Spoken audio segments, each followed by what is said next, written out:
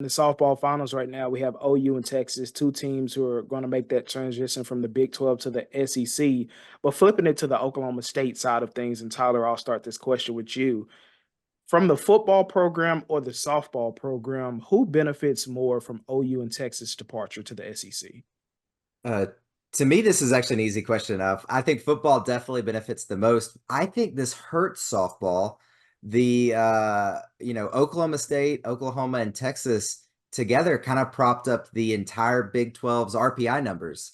You're going to take out two of those teams, and Oklahoma State, there was already some concern around the program. Just, would the Cowgirls get ranked inside the top eight? Based on the RPI numbers. So I think the RPI is going to be brutal. Oklahoma State cannot have these slip ups early in the season in softball.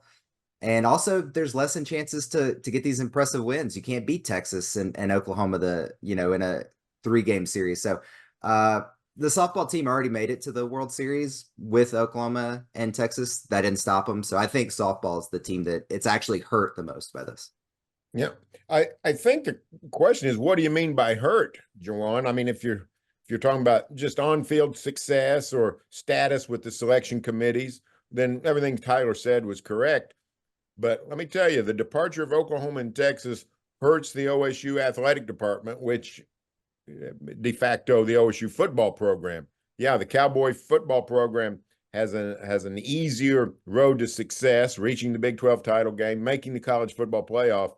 But the financial pressure that comes from all the dominoes of OU and Texas leaving, basically sliding the Big 12 down to not to mid-major status, but creating tiers within the power conferences. Tremendous financial pressure. We'll see how that affects football. OSU football still well-funded, still has what it needs, but that's the thing that long-term you have to worry about if you're OSU is the separation between the Big Ten and the SEC from the ACC and the Big 12. What are the long-term effects of that financially? Jawan, you said the word hurts. I like the word helps because I think this helps Oklahoma State with a 12-team playoff. It helps them. The path to the 12-team playoff gets a lot easier with Oklahoma and Texas departure because they could be the big dog in the football race. They really could.